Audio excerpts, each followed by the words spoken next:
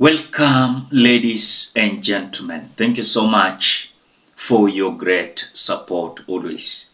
I'm so grateful for your continued support to this channel. Thank you so much, ladies and gentlemen.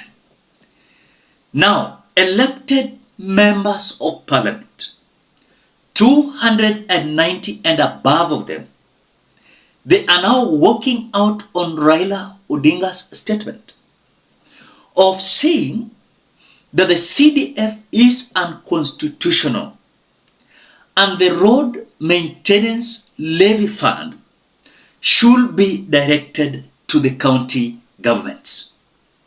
The members of parliament are saying, we are ready to let it go when it comes to road maintenance levy fund, but CDF, we are not going to allow anyone touch it. But wait, Raila Odinga promised them that if you are going to defend the CDF to remain with you and the road maintenance levy fund to remain with you, your re-election is going to be a big conversation come 2027, as we are going to sell a narrative against you that you demeaned the devolution.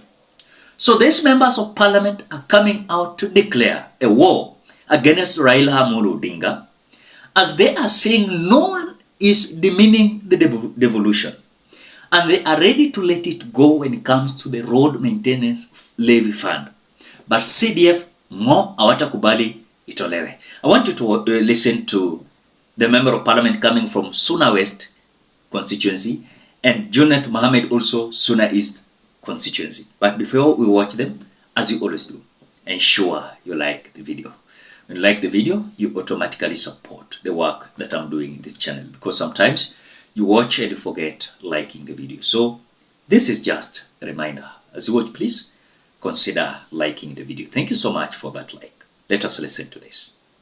With a bill which will support our people. Madam Speaker, on the issue of NG-CDF, NG-CDF is the lifeline of Kenyans. If you want a devolved function money which the people of Kenya are enjoying, is NG-CDF. In Suna West constituency alone, I've done 4 police stations. I've done 4 ACC's offices. I've done the ACC office. I've done anti-stock theft. I've built 27 new schools, 23 primary and 4 new girls secondary school using CDF. 1,200 people who are enjoying the insurance cover, NHIF, using NCDF money. 500 students are fully sponsored in Suna West using NG-CDF money. Madam Speaker, we can kill any other fund, but we need to increase allocation for NG-CDF, and it should be timely. The first allocation which the Treasury need to do is NCDF. Even before paying salary, NCDF should be released, because it reaches to all the 290 constituencies in Kenya are enjoying the fruits of NG-CDF. Madam Speaker, having said that, as a country, we need to put our priority rights. And as a researcher, I know when you have operated with an item for over 10 years, we need to relook into our constitution so that where the drafters erred or where there were gap can be corrected so that the Kenyan people can enjoy. I'm an aspirant I'm going to be a governor of Migori in 2027. But the truth of the matter is, as it stands, the people cannot enjoy the fruits of devolution. Many people died, including Dr. Odhiambo. But now their families and generation are not enjoying the fruits of devolution because of the gaps in the constitution. Madam Speaker, you remember I'm the last mayor of Migori. I operated with the Local Government Act, Cap 260. Mr. Speaker, no one in the country, whether governors or any leadership or even the citizenry, should never think that this house is opposed to devolution. Mr. Speaker, this house supports devolution completely, and that is why every year we support the division of revenue bill. We have supported every county bill, every bill that concerns counties that has either originated from this house or from the Senate, Mr. Speaker.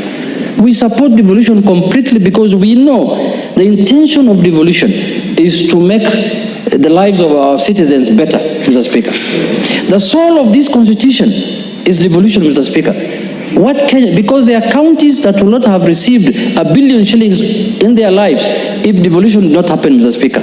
So nobody should send any notion that National Assembly is against devolution. We support devolution and we will make sure devolution thrives in our country, but we want to have the Constitution respected holistically so that the National Assembly can do their work, the Senate can do their work, and the counties can do their work so that we have a win-win situation for the country, Mr. Speaker. Mr. Speaker, you remember we used to have a tug of war with the Senate on issues of functions.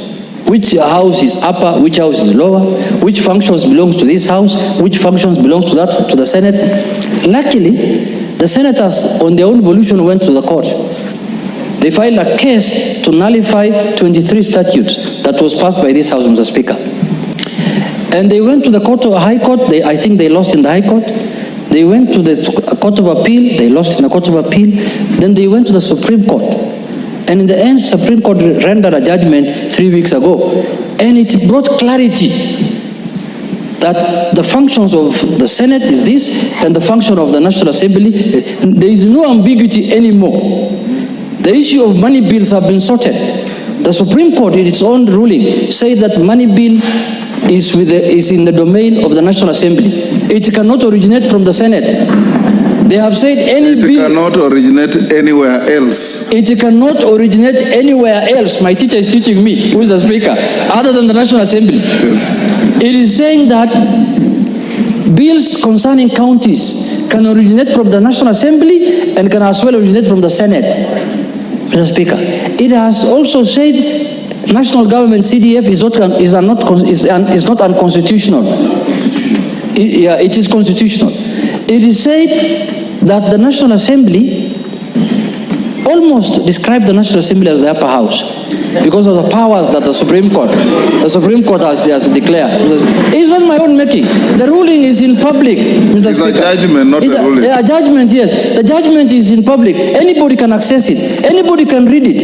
It's no longer secret. So, Mr. Speaker, even this county government issue can go to the Supreme Court. And I'm sure the Supreme Court will say that this is the position. So please, we want to develop our country. We want to support devolution. We want to support all institutions of this country to function in accordance with the Constitution. So nobody should badmouth the National Assembly. Nobody should say the National Assembly is doing anything wrong or it's an affront to the devolution, Mr. Speaker. With those few remarks, Mr. Speaker, that is the position of the National Assembly. After listening to them, remember there is a pull and a push in between Raila, William Ruto, and members of parliament. The members of parliament are feeling like Raila Odinga has started to demean them in terms of their work. Raila illustrated their work very clear, that your work is to oversight, represent, and legislate. So when a member of parliament is coming out to brag, the way you've seen the member of parliament of Suna West, is he called Nyamasaria? See that he has built all classes, or how many classes? What about the governor? The money that should be allocated for devolution, these members of parliament are busy building roads, building classes, So there is a kind of confusion here in between members of parliament, the county government, and national government. So Raila Odinga said, to make this work easier, let the member of parliament remain with their work. And their work is represent, legislate, and oversight. And let the national government release all monies set for the county government so that the county government can implement their devolution. But these members of parliament are coming out to say, no, we are not going to be we are not going to accept that. Let the road maintenance levy go, but we are not going to accept CDF to go. What do you think? Who is going to win this war?